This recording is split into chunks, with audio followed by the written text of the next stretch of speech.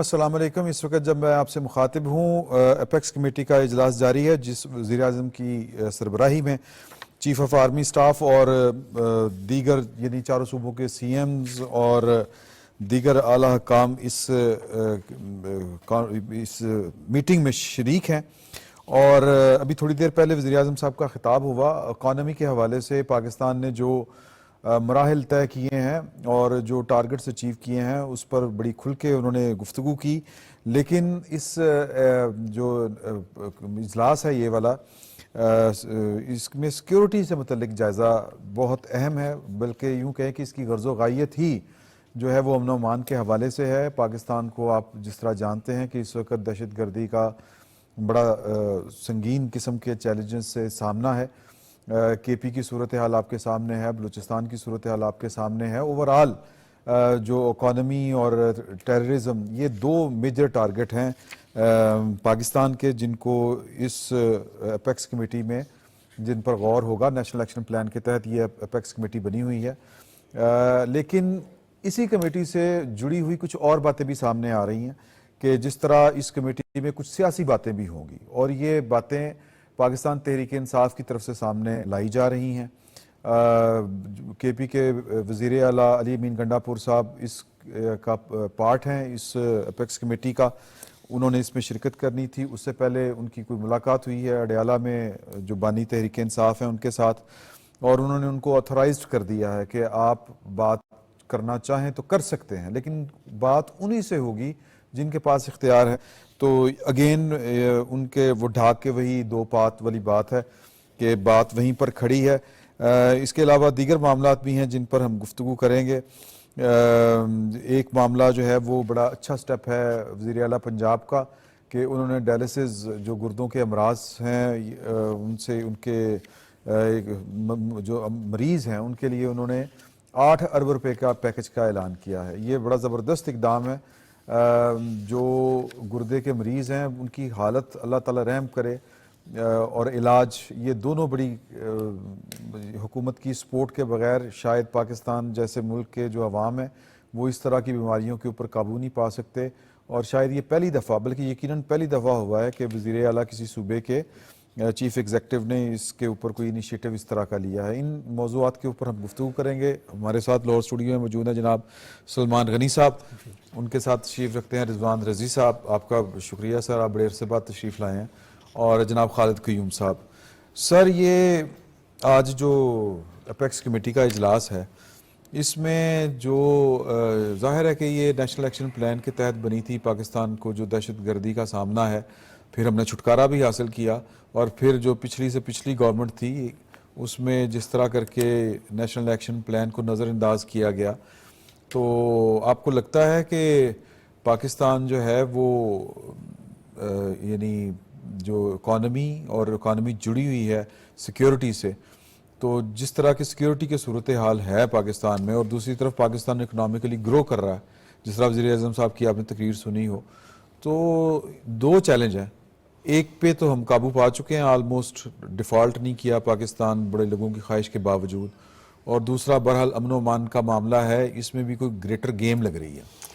دیکھیں عمران صاحب، اس کمیٹی کی ٹائمنگ بڑی اہم ہے۔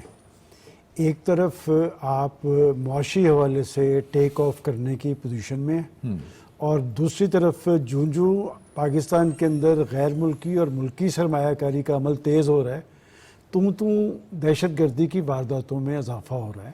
اس کا مطلب آپ کے دشمن جو ہے وہ اس معاشی بحالی اور ترقی کے عمل کو ہضم نہیں کر پا رہا۔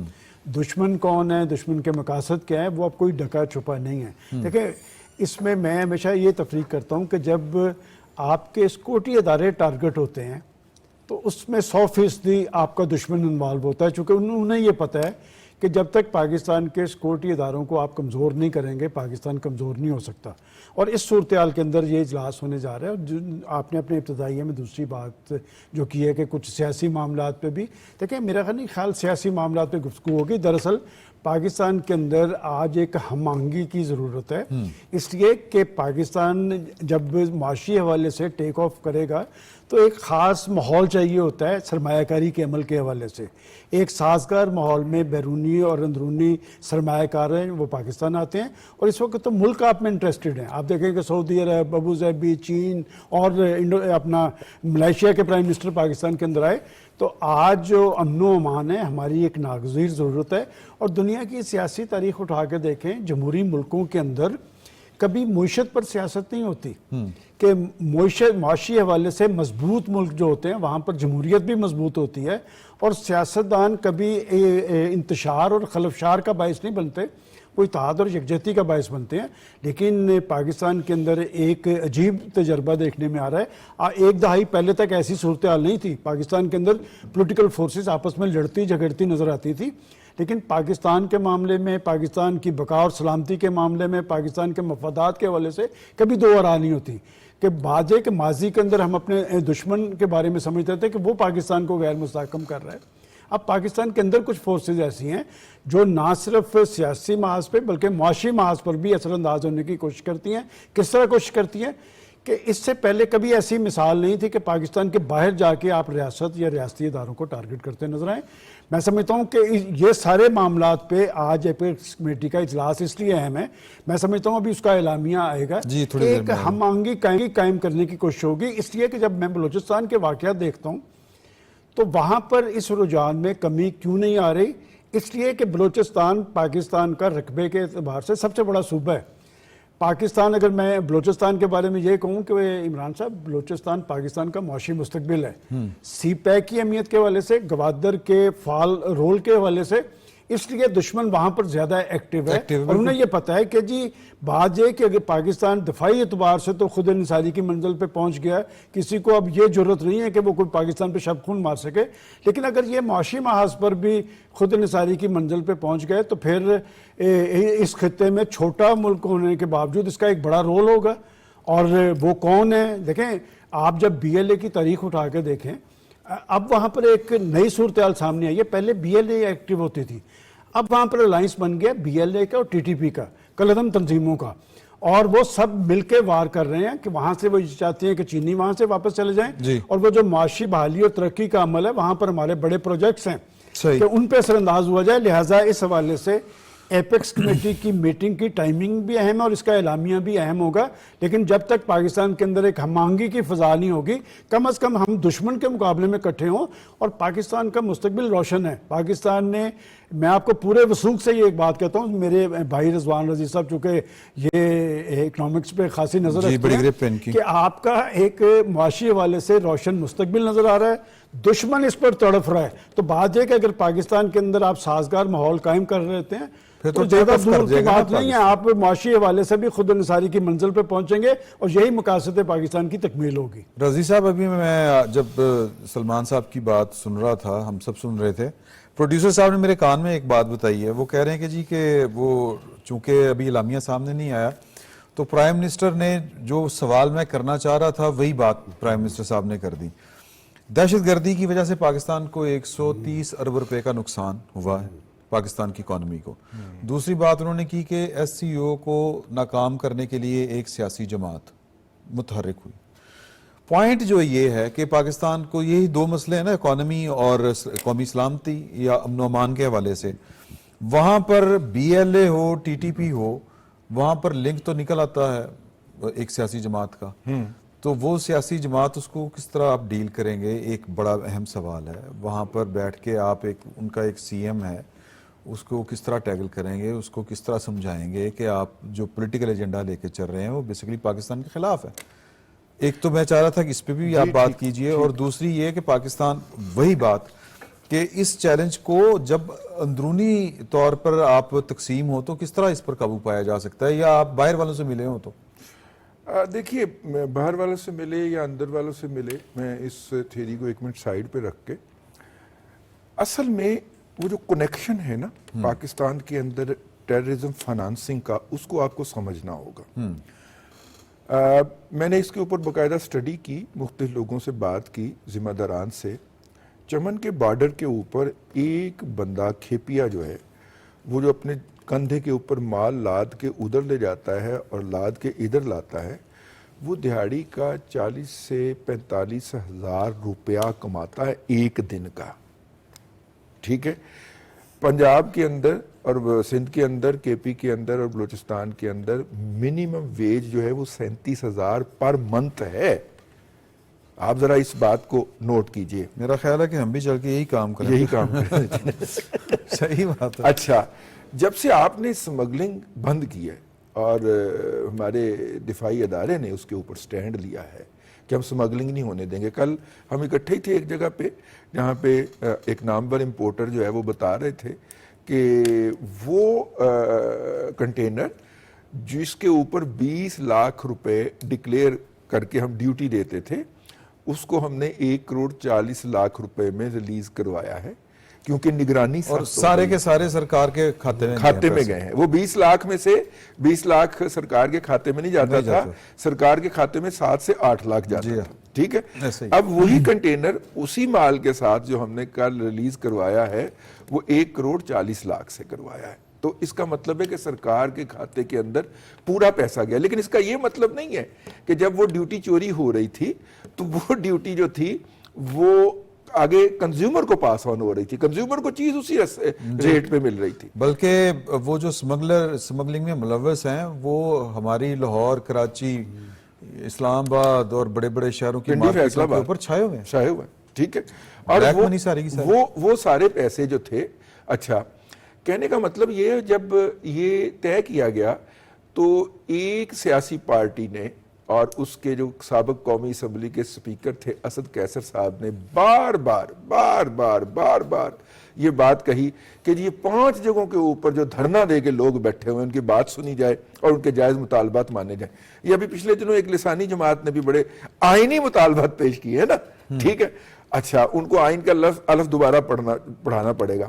دیکھیے بات یہ ہے کہ وہ 5 جگہوں کے اوپر آپ انٹری ایگزٹ کے اوپر دھرنا دے کے بیٹھے ہوئے ہیں. آپ تو ڈیلی ویجر ہیں نا، آپ کو کھلا پلا کون رہا ہے؟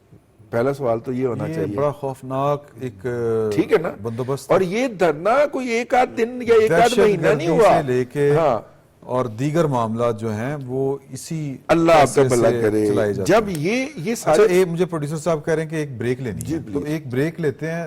تھوڑی دیر میں واپس آئیں گے اور رضی صاحب جو بات کر رہے ہیں وہیں سے ان سے دوبارہ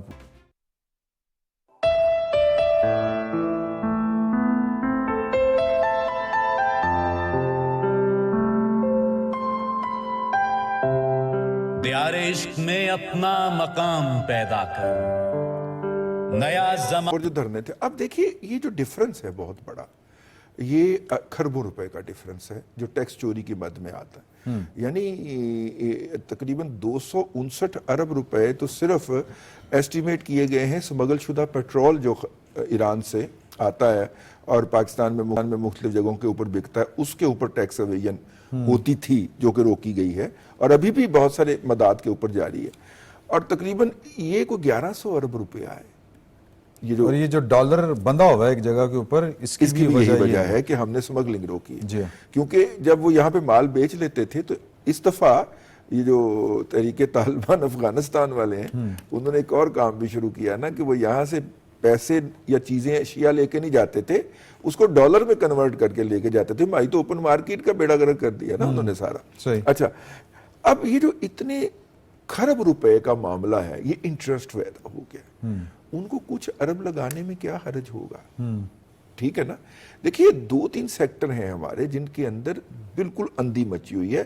آج وزیر اعظم صاحب نے اس کے حوالے سے بڑی اہم بات کہی ہے اور ارادے کا اظہار کیا. میری دعا ہے وہ تمباکو اور چینی، تمباکو بھی کر لیں سر.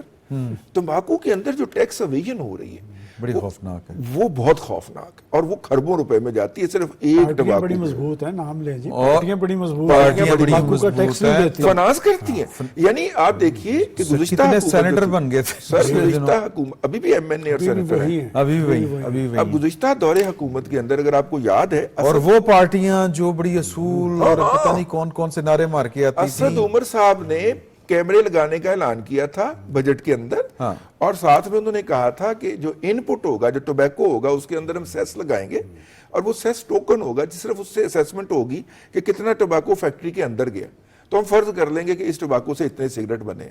भाईजान 24 घंटे के अंदर मौसूफ सालम टांगा करवा के माफी मांगने पहुंचे थे, और ये ऑर्डर्स वापस लिए थे उन्होंने। सही। वो लॉबीज इतनी बड़ी- मजबूत है, जाहिर है कि- उनको हाथ डालने के लिए हमारा कोई भी लीडर अगर कोशिश करे, हमें उसके साथ खड़ा होना चाहिए। बिल्कुल ठीक और इन लॉबीज ने इस नाजायज पेशे से पाकिस्तान की सियासियात से लेके समाजियात तक हर शोबे में गंद मचाया हुआ। मुआशी इस्तेकाम हासिल हो रहा है, वज़ीर आज़म साहब कहते हैं, और कहते हैं कि लेकिन ऐसी सूरत में जब पाकिस्तान मुआरे से आगे बढ़ रहा है, इन हालात में धरने और एहतजाजों की कोई ज़रूरत है। वो कहते हैं पाकिस्तान इसको बर्दाश्त नहीं कर सकता, मुतहम्मल नहीं हो सकता। इस बात में वज़न तो है खालिद क़य्यूम साहब? जी, इसमें बहुत वजन है। यही बात है जो पाकिस्तान के दुश्मनों को हजम नहीं हो रही, और पाकिस्तान के दुश्मन इसी वजह से पाकिस्तान की जो इकानमी है उसको दहशतगर्दी के जरिए हिट कर रहे हैं। और पाकिस्तान की इकानमी को ख़ास तौर पर सलमान गनी साहब ने दुरुस्त फरमाया कि सी पैक को बलूचिस्तान के अंदर इसीलिए टारगेट किया जा रहा है कि वहाँ पर खुशहाली का ये मंसूबा जो है सी पैक, इससे जो है वहाँ पर लोगों के मसाइल हल होंगे, लोगों को रिलीफ मिलेगा। और इस वक्त गैर मुल्की जो सरमायाकारी है, ख्वाह चाइनीज़ इन्वेस्टमेंट हो, ख्वाह सऊदी इन्वेस्टमेंट हो या कतरी इन्वेस्टमेंट हो, उसका रुख जो हमें नज़र आता है वो माइनिंग सेक्टर हो, वो आयल रिफाइनरी का प्रोजेक्ट हो, और जो सी पैक का प्रोजेक्ट हो, वो बलूचिस्तान में है। इसीलिए हमारा दुश्मन जो है वो खुलेआम वहाँ पर दहशतगर्दी करवा रहा है। और ये जो नेक्सस बना है ये भी दुरुस्त है कि वहाँ पर टीटीपी के साथ जो है BLA का नेक्सस जो है वो बन चुका है। और रज़ी साहब ने दुरुस्त फरमाया कि वहाँ उसकी फाइनेंसिंग जो है, ये जो स्मगलिंग माफिया है, ये भी उनकी फाइनेंसिंग में जो है वो मुलव्वस है। और मैं समझता हूँ कि इससे पाकिस्तान की मैशत को जो है वो हिट किया जा रहा है। इसके बावजूद इस सूरत हाल में जो है अगर हम देखें तो वज़ीर आज़म पाकिस्तान शहबाज शरीफ की पहली जो हुकूमत थी उसमें पाकिस्तान को डिफ़ॉल्ट से बचाया गया, और इस हुकूमत ने जो है पाकिस्तान की इकानमी को दुरुस्त समत पर डाल दिया है। और आज ही देखिए कि पाकिस्तान की स्टॉक मार्केट जो है वो 96,000 शेयर इंडेक्स की जो नफसियाती हद है वो अबूर कर चुकी है। और पाकिस्तान के जो बरामदात जो एक जगह पर खड़ी थी, बढ़ नहीं रही थी, उनमें जो है एक बड़ा जंप आया है। और पाकिस्तान में जो तरसीलात ज़र हैं बाहर से, ओवरसीज पाकिस्तानी, जिनको बानी PTI की तरफ से बार बार कहा गया कि ओवरसीज पाकिस्तान अपनी रकूम न भिजवाएं, उनमें भी एक बड़ा गैर मूल्य इजाफा हुआ है। एक और बड़ी और अच्छी इस कल माह खबर मैंने 3 अरब सुनी डॉलर तक क्रॉस कर गए हैं कि पाकिस्तान की जो बरामदात हैं ये IT के हवाले से, वो 1 अरब डॉलर से ज्यादा की हैं। 1 अरब 20 करोड़ डॉलर तक जो है, ये पहली समाई के अंदर जी, यानी पूरे माली साल का नहीं, ये पहली पहले समाई के 3 जो महीने। दातो शुमार आए हैं उसके मुताबिक जो है 1 अरब 20 करोड़ तक पहुंच गए हैं। और पाकिस्तान से जो ग़िज़ाई अजनास एक्सपोर्ट होती हैं बाहर, चावल समेत और दीगर अजनास, वो जो है पहली समाई में जो है वो 2 अरब 36 करोड़ डॉलर तक पहुंच गए हैं। और इमरान साहब, पाकिस्तान का जो करंट अकाउंट खसारा 17 अरब डॉलर को क्रॉस कर चुका था PTI के दौरे हुकूमत में, ये पिछले 3 माह से सरप्लस में जा रहा है। जी, जी। और इस वक्त जो है वो 34 करोड़ रुपीस डॉलर का जो है वो सरप्लस है इस वक्त जो है पाकिस्तान में। और इसी तरह पाकिस्तान के तमाम जो मुआशी इशारे हैं उनमें बेहतरी है। महंगाई की शरह 38% से जो है 7% तक आ चुकी है। और ये सब कुछ जो है पाकिस्तान के जो दुश्मन हैं उनको ये हजम नहीं हो रहा। और जेल में बैठे हुआ एक शख्स जो है उसको भी हजम नहीं हो रहा। वो भी चाहता है कि पाकिस्तान में अदम इस्तेहकाम पैदा हो, सियासी अदम इस्तेहकाम पैदा हो, मुआशी अदम इस्तेहकाम पैदा हो, और वो इसकी बुनियाद पर जो है वो हुकूमत पर दबाव बढ़ाकर जो है यहाँ से बाहर आए जेल से, और फिर जेल से जो है अब वो कोशिश होगी कि मुल्क से बाहर चले जाए। खालिद क़य्यूम साहब जेल में बैठे हुए आप उसको चिकन खिला रहे हैं, देसी चिकन। आप देसी उसको बकरा। देसी चिकन, बकरा, यखनियां पिला रहे हैं यार, और आप कह रहे हैं हजम नहीं हो रहा। नहीं हजम नहीं, हो रहा वो है तो खिला रहा है ना। मोहब्बतों के भी معاملات ہیں نا, مطلب وہ کوئی سادہ معاملہ تھوڑی ہے. 2014 میں نا سلمان غنی صاحب ہم گئے جب دھرنے کو ذرا کور کرنے تو ہم رات کا بڑا ٹائم تھا, کچھ جرنلسٹ تھے تو وہ میٹرو جو بس تھی نا وہ بھی بن رہی تھی. تو میں نے نا دوستوں سے کہا مجھے لگتا ہے کہ اس کو دیکھ کے پنڈی والے باہر نہیں آ رہے. تو جس طرح خالد قیوم صاحب نے بات کہی, ساری بڑی اچھی انہوں نے روشنی ڈالی پاکستان کی اکنامک گروتھ کے اوپر. فرق تو پڑ رہا ہے لوگوں کو مہنگائی کے حوالے سے, دیگر معاملات کے حوالے سے. بجلی کا معاملہ تھا, مجھے یاد ہے کہ یہ حکومت آنے سے پہلے بجلی والا شور آپ نے اسی پروگرام میں اٹھایا تھا. تو چیزیں بہتری کی طرف جا رہی ہیں. یہی وجہ تو نہیں کہ جو پبلک سپورٹ جس طرح کی اڈیالہ جیل سے توقع کی جا رہی ہے وہ پبلک سپورٹ ان کو اس طرح سے نہیں مل رہی. 24 کو ملے گی. دیکھیں بات یہ کہ نہیں آپ اسے بھول جائیں, اس لیے کہ جس 2014 کی آپ نے ابھی ذکر کیا ہے تھوڑا سا اس پہ ہمیں بات کرنی چاہیے. اس وقت کا پاکستان 22ویں بڑی معیشت تھا. جی ہاں. اب آپ 45ویں 46ویں نمبر پہ آئے ہیں. کیوں آئے ہیں؟ یہ ایک پورا پلان تھا. دیکھیں ہم ایک سیاستدان کی بات کرتے ہیں, یہ ایک پورا سلسلہ تھا. آج اصل مسئلہ ان کا کیا ہے؟ آج مسئلہ یہ ہے کہ اس وقت دھرنوں کے پیچھے تھپکی بھی تھی, سگنلز بھی تھے, پیسہ بھی تھا, کھانے بھی فراہم کیے جا رہے تھے. اب ایسی کیفیت نہیں ہے. یہ جو تڑپاہٹ ہے اس کی اصل وجہ یہ ہے, یہ جو بکھلاہٹ ہے اس کی اصل وجہ یہ ہے. لیکن بات یہ کہ کیا وجہ تھی کہ 2017 میں آپ جس پوزیشن پہ کھڑے تھے اس میں صرف اہل سیاست یا ایک سیاستدانی فریق نہیں تھا, عدلیہ بھی اس وقت کی فریق تھی, اور بھی کچھ لوگ تھے. بات یہ کہ ہم سیاستدانوں کو ٹارگٹ کرتے ہیں, کیا اس معاملے کی تحقیقات نہیں ہونی چاہیے کہ ایک چلتے ہوئے پاکستان کو, اور مسئلہ کیا تھا میں آپ کو اس وقت کی بات بتا رہا ہوں کہ اس وقت بھی میں کہا کرتا تھا کہ یہ آئی ایم ایف کی لڑائی ہے, آئی ایم ایف کی اور سی پیک کی لڑائی ہے.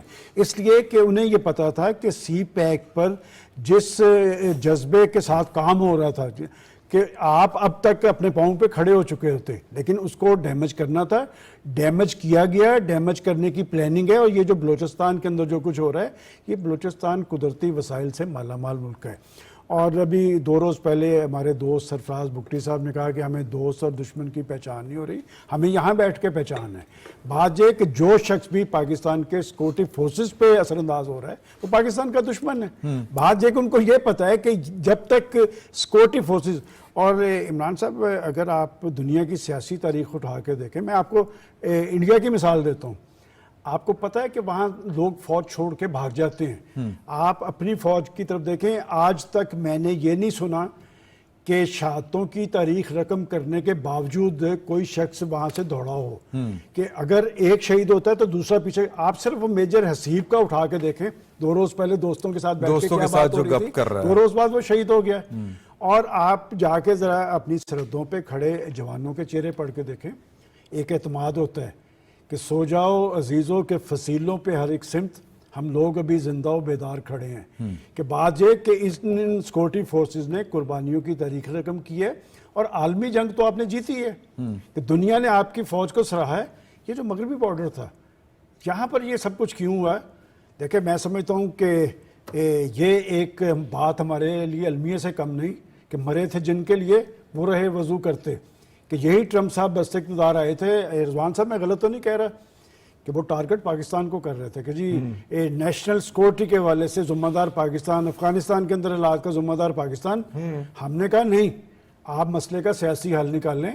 اور یہ پاکستان تھا جس نے ایک بنیادی رول ادا کیا, اور انہوں نے کہا کہ وہ صرف اس لیے کیا کہ اگر افغانستان کے اندر امن ہوگا تو اس خطے میں استحکام آئے گا. ہم نے چونکہ آگے کی طرف جانا تھا, لیکن المیہ یہ کہ وہ طالبان انتظامیہ برسکدہ رہی, اور انہوں نے دوحہ معاہدے میں لکھ کے دیا ہے. پہلا پوائنٹ ان کا کیا ہے کہ ہم اس خطے کے اندر دہشت گردی کا سدباب کریں گے اور ہماری سرزمین استعمال نہیں ہوگی. اب آپ سارے ڈنڈے اٹھا کے دیکھ لیں کہاں تک جاتے ہیں. اور اس کے ساتھ اسلحہ بڑا جدید ہے ان کے پاس. وہ اسلحہ کن کا ہے, کیوں چھوڑ کے گئے تھے؟ اور جو فائنینسنگ کی بات یہ کر رہے ہیں کہ 100% کس کی فائنینسنگ ہے؟ یہ جو این ڈی ایس کا اور را کا نیکسس کیسے قائم ہوا تھا؟ براکز وہاں پر موجود تھے. دیکھیں بات یہ کہ ہمیں ایک تو مایوسی پیدا نہیں کرنی چاہیے. پاکستان کے اندر بڑا پوٹینشیل ہے, یہ قدرتی وسائل سے مالا مال ہے. بالکل بات ہے کہ آپ کے خلاف ایک بڑا کھیل کھیلا جا رہا ہے, اس کھیل سے ہمیں اپنا رول ادا کرنا چاہیے. سے نکلا ہے پاکستان. میں سمجھتا ہوں کہ یہ آخری فیز میں ہم اور بہت سارے لوگوں کو تڑواہٹ ہے، اس لیے وہ کس محاذ پہ آپ کے خلاف کام کر رہے ہیں؟ سوشل میڈیا کے محاذ پہ، اس لیے کہ انہوں نے پاکستان کی ریاست اور ریاستی اداروں کو کہاں سے ٹارگٹ کیا ہے؟ آپ ان کے اٹھا کے دیکھ لیں، لاکھوں کے اکاؤنٹس ہیں، کروڑوں ڈالر استعمال کر رہے ہیں، اس لیے کہ انہیں پاکستان سے خطرہ ہے، اور پاکستان کو اللہ تعالیٰ نے ایک بہت بڑی صفت دی ہے کہ آپ دیکھیں یہاں دہشت گردی کس تعداد میں ہوئی ہے، ہزاروں لوگ ہمارے شہید ہوتے گئے، کبھی اس جذبے اور ولولے میں کمی نہیں آئی ہے۔ میں سمجھتا ہوں کہ آج کے پاکستان کے اندر پورا پوٹینشل موجود ہے آگے جانے کا، اور آگے جانا ہے انشاءاللہ۔ لیکن اس میں رول دہشت گردی کے خاتمے میں صرف فوج کا رول نہیں ہوتا۔ آپ نے اپنے ابتدائیے میں جب نیشنل ایکشن پلان کی بات کی ہے، کبھی ہم جائزہ لیں، اس کے تو 22 نکات تھے، 7 نکات صرف سیکورٹی فورسز سے متعلق تھے، باقی تو صوبائی حکومتوں کی صوبائی حکومتوں نے وہ کام کیا نہیں کیا۔ اور میں 3-4 چیزیں امپورٹنٹ ہیں اگر آپ نے دہشت گردی کا سدباب کرنا ہے۔ سب سے پہلے سہولت کار کون ہے؟ دیکھیں دہشت گرد جب آتا ہے نا، سہولت کاری کے بغیر وہ اپنا کام نہیں کر سکتا۔ دوسرا، آپ کا جو انٹیلیجنس نیٹ ورک ہے وہ جدید ہونا چاہیے، جدید نیٹ ورک کے ذریعے آپ کام کر سکتے ہیں۔ ظاہر ہے پاکستان کے اندر ایک ہم آہنگی قائم کرنی چاہیے، ہونی چاہیے۔ آج کا اجلاس مجھے اس حوالے سے اہم لگتا ہے۔ جی بالکل ٹھیک ہے۔ ظاہر ہے کہ صوبوں کی اور ہماری جو ایون کہ ضلعی انتظامیہ کے بغیر یہ والا ٹارگٹ دہشت گردی کا نہ پہلے اس کو اچیو کیا جا سکتا تھا، نہ اب کیا جا سکتا ہے۔ علی امین گنڈا پور صاحب کی نا انسداد دہشت گردی لاہور کی ایک عدالت نے، ابھی میرے پروڈیوسر صاحب بہت ماشاءاللہ تیز ہوئے ہیں، ایفیشینٹ ہوئے ہیں، انہوں نے میرے کان میں بتایا کہ جی کہ وہ جاری کر دی ہے وارنٹ گرفتاری۔ جی ٹھیک ہے، ٹھیک ہے جی، یعنی وہ پنجاب کے حدود میں کہیں پہ بھی ہوں تو وہ ظاہر ہے کہ یا تو ان کو ضمانت کروا کے آنی پڑے گی تو یا پھر ان کو وہیں رہنا پڑے گا، یہی بات ہو سکتی ہے۔ تو سر یہ اس سے سیاسی فساد کا حل کیا ہے؟ دیکھیے بات انہوں نے ویسے 2 بندوں کو نامینی کر دیا، ایک علی امین گنڈا پور صاحب کو، ایک برسٹر گور صاحب اڈیالہ والوں نے۔ وہ پہلے انہوں نے 5 لوگوں کو نامزد کیا تھا، اب انہوں نے اس میں علی محمد خان صاحب بھی تھے، لیکن اب آپ کے علی امین گنڈا پر امپورٹنٹ ہے اس لیے کہ وہ ہر طرف کھیلنا جانتے ہیں، ہر طرف یہ ان کے عہدے کی مجبوری بھی ہے نا، لوگوں کے جذبات سے بھی کھیل رہے ہیں اور وہ بھی کھیل رہے ہیں، لیکن ان کی تاریخ یہ بتاتی ہے کہ پہلی دفعہ وہ آئے اور اس منظرنامے کے اندر نا یہ اپنا ان کے جیل میں اپنے قائد کے جیل میں جانے کے بعد پہلی دفعہ وہ مظاہرے کی قیادت کرتے ہوئے آئے اور اسلام آباد کے پاس ایک مظاہرہ کر کے واپس پلٹ گئے۔ اس کے بعد وہ دوسری دفعہ آئے، لاہور میں وہ بر وقت اس مظاہرے میں نہیں پہنچ پائے، اور تیسری دفعہ وہ آئے اور چائنا چوک میں اپنے مظاہرین کو چھوڑ کر چائے پینے کے بہانے، مطلب ان کی ٹائمنگ ٹھیک ہے آپ کے خیال میں؟ ٹائمنگ بھی ٹھیک ہے اور وہ پہنچے، اور ان کا نشانہ بھی اب وہ ٹھیک ہے۔ چوتھی مرتبہ آنے کے لیے نعرہ لگا رہے ہیں، تو اب پتہ نہیں وہ 12 ضلع واپس پھلانگ کے واپس پہنچیں گے یا 24 ضلع پھلانگ کے لیکن واپس ویسے پہنچیں میرا یہ خیال ہے کہ آپ ان کو کریڈٹ دیں کہ انہوں نے ہر دفعہ جو ہے وہ آگ کو مدھم کرنے کی اور جذبات کو ٹھنڈا کرنے کی کوشش ضرور کی ہے۔ لیکن وہ جو اپنی زبان سے وہ آگ لگاتے ہیں وہ بھی کوئی وہ بھی مناسب تو نہیں ہے۔ اچھا میں اس میں دو باتیں صرف عرض کر دوں پچھلے موضوع کے حوالے سے، پھر ہم آگے چلتے ہیں۔ ٹھیک ہے، دیکھیے ایک بات جس کی ہمیں سوچنے کی ضرورت ہے، سینڈک جو ہے وہ اس وقت چائنیز کے پاس ہے، کام کر رہے ہیں 100%، وہاں سے جو کچھ نکالتے ہیں نکال کے لے جاتے ہیں۔ آج تک آپ نے سینڈک کے اوپر کوئی اٹیک ہوتے ہوئے سنا یا سینڈک پہ کام کرنے والے چائنیز پہ کوئی اٹیک ہوا ہو؟ پہلی بات، ان چائنیز پہ اٹیک کیوں ہوتا ہے جو سی پیک کے تحت گوادر میں یا گوادر سے افیلیٹ پروجیکٹ میں یا ریسٹ آف دا پاکستان میں کام کر رہے ہوتے ہیں۔ کراچی میں جن چائنیز پہ اٹیک ہوا ہے نا، وہ کیا کرنے آئے تھے؟ وہ آپ کو کنسلٹنسی دینے آئے تھے۔ اس وقت 45% شیئر ہے کیپیسٹی پیمنٹ کا چائنیز آئی پی پیز کو جا رہا ہے، تو وہ ہمیں بتانے آئے تھے کہ آپ یہ کام کر لیں تو ہم اتنے کے پیسے کٹ کر دیتے ہیں اور یوں آپ کو ریلیف مل جائے گا۔ سر اس کی ملٹی لیئرز ہیں، یعنی جو وہ نیا پروجیکٹ کرنا چاہیں اگر چائنیز تو اس پہ اٹیک ہو جاتا ہے، جو وہ پہلے والا کر رہے ہیں اس پہ نہیں ہو رہا، پہلی بات۔ دوسری بات یہ ہے کہ یہ جو ابھی سی پیک کا اگلا مرحلہ ہے، لاہور کے اندر ایک گارمنٹ سٹی بن رہا ہے، اگر آپ موٹر وے پہ چڑھیں تو لیفٹ پہ آپ کو باقاعدہ اس کی نظر آتی ہے ایکٹیویٹی۔ مریم بی بی نے پچھلے دنوں وہاں پہ ایک ٹریننگ اسکول کا افتتاح بھی کیا، ایک کراچی میں بن رہا ہے۔ یہ لاکھ اور 2 لاکھ روزگار کے یہ پروجیکٹ ہیں جو یہاں پہ اگلے 3 سے 5 سال کے اندر جنریٹ ہوں گے۔ تو یہ تو ہو گیا ایک پہلو۔ اب آ جائیے کہ اس کا حل کیا ہے۔ حل یہ ہے کہ دیکھیے آپ نے پاکستان کے 350 سے زائد دفاعی انسٹالیشن کے اوپر حملہ کیا، ٹھیک ہے؟ یہ بات مانی ہی نہیں جا سکتی کہ یہ حملہ बगैर कोऑर्डिनेशन के हुआ। और ये बात मानी ही नहीं जा सकती कि ये हमला आवर तरबियत याफ्ता नहीं थे, उनको कहीं ना कहीं किसी ना किसी तौर पे तरबियत ज़हनी तौर पे प्रगंदा किया गया था। ठीक है, अगर आपने इसको माफ करना है या नजरअंदाज करना है, मैं तो इसके हक में नहीं हूं, जाहिर। लेकिन अगर करना है तो फिर देखिए कल को कोई भी गिरोह उठेगा, वो हाथों में बंदूक लहराता हुआ पाकिस्तान की किसी भी एहसास तनसीब के ऊपर घुस जाएगा। हमने 2014 के धरने की इसलिए मुखालफत की थी कि कल को कोई ग्रुप उठेगा और वो जाके इस्लामाबाद को और पार्लियामेंट को 1 लाख block बंदा करेगा, लेके जाएगा और कहेगा जी कहेगा कि हुकूमत जनाब छोड़े। हुकूमत साड़ी है हाँ। या हुकूमत फलाने दिए टमकाने दिए। यानी यहाँ पे तो रेंट क्राउड भी दस्तयाब है ना, लोग क्राउड रेंट पे भी तो लेके पहुंच जाते जी। हैं, तो वो पहुंचेंगे वहां पे और हुकूमत बना लेंगे। इसलिए इसको इसके सामने सरेंडर मत कीजिए। रियासत का जो स्टांस है और वही रहना चाहिए, और मेरा ख्याल है वही है अब तक के लम्हे तक कि देखिए नहीं, 9 मई के अलावा कोई पॉलिटिकल हल है? 9 मई वाला तो हो गया ना, वो वाला तो वो मैं बात पॉलिटिकल आ हल गई की बात कर रहा हूं ना, आप उस सजा को कबूल कर लीजिए, ओके। ना उसको जो है वो रास्ते में उसके रुकावट डालिए। हर प्रोसीडिंग का तो आप स्टे लेके आ जाते हैं। नहीं, वो उनके पास इस्तदलाल ये है ना? कि सजा हो माजी जाने में सारा दें, कुछ होता है उसके बाद हम बैठ के बात कर लेते हैं। माजी आपका में जो 9 मई political कभी role नहीं है। हुआ। माजी ये में 9 मई। पाकिस्तान के सियासतदानों ने डिक्टेटर को चैलेंज किया है कि आज तक ऐसी मिसाल नहीं है कि उन्होंने फौजी इमलाक पे या कौमी इमलाक पर हमले किए। आपके पॉलिटिशियन तो फांसी चढ़ गए, उन्होंने कभी गिला नहीं अच्छा, किया। प्राइम मिनिस्टर का बड़ा दो टोक मौकफ है इस पे। वैसे 9 मई की जब होना तक- भी चाहिए। बिल्कुल ठीक है। हर पाकिस्तानी का वही मौकफ होना चाहिए जो प्राइम मिनिस्टर का। अच्छा, खालिद क़य्यूम साहब, ये जो 2 रुकनी इन्होंने अथॉरिटी दे दी है कि जी के आप जाएं, अली अमीन गंडापुर साहब और जनाब बैरिस्टर गौहर साहब, लेकिन बात आपने करनी है जाके जिनके पास इख्तियार है। लेकिन इसमें एक बात, एक फिक्रा, मुज़ाकरात करने की कितनी बेचैनी है। हाँ, जाहिर है। उन्हें साल बाद तो जेल पूछती है ना, जरदारी साहब ने उन्हें कहा था। यकीन है कि रास्ता वहीं से निकलेगा। ये मुज़ाकरात की बेचैनी इसलिए है सर, कि बानी पीटीआई जो हैं वो जेल से बाहर आना चाहते हैं, और वो अब चाहते हैं कि उन्हें जल्द अज जल्द वहाँ से निकाला जाए। और कोई कीमत भी है उसकी? कीमत कौन सी कीमत वो दे सकते हैं? ये एक बहरहाल अपनी जगह पे है बात। और दूसरी जो बात आपने की कि मुज़ाकरात की जो कमेटी कायम की गई है, ये मुज़ाकरात की कमेटी जो है ये उन कुव्वतों से ही बात करने के लिए उनकी तरफ से कायम की गई है जिनकी तरफ से पहले भी इनकार किया जा चुका है कि अगर वो मुज़ाकरात करना चाहते हैं तो वो सियासी जमातों की क़यादत से मुज़ाकरात करें। जी।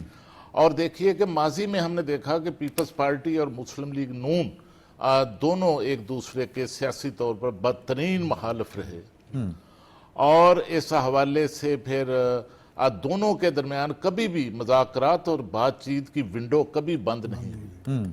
और उसके नतीजे में देखिए कि फिर जो है एक चार्टर ऑफ डेमोक्रेसी जो है वो भी दोनों जमातों के दरमियान जो है वो उस पर साइन हुए, दस्तखत हुए।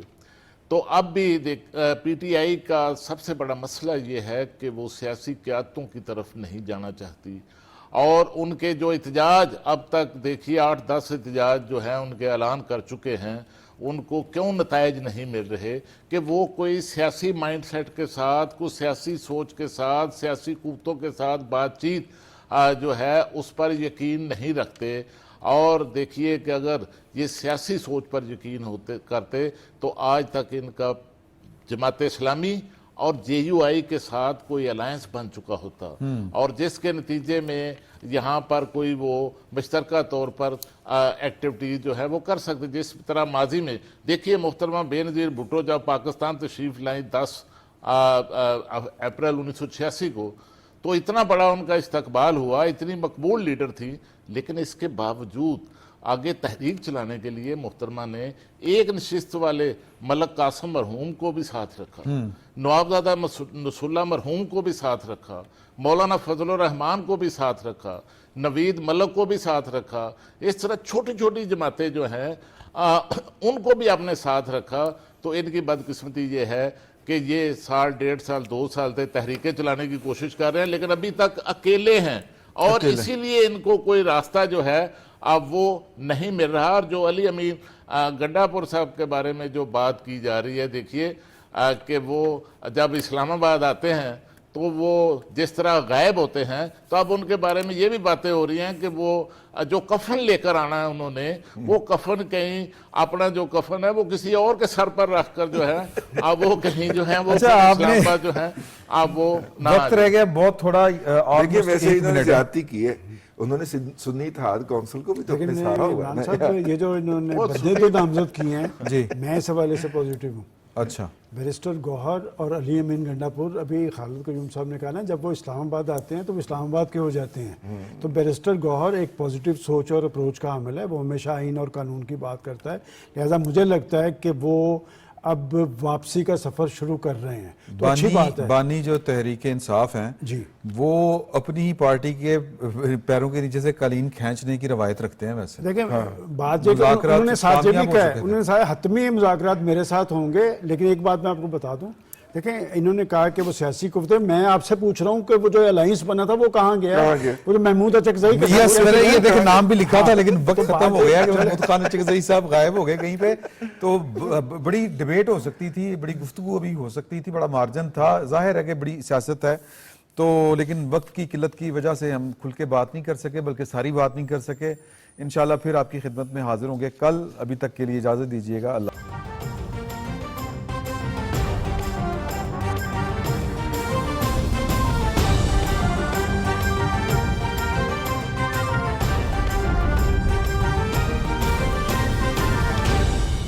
दुरुस्त हर वक्त बर वक्त।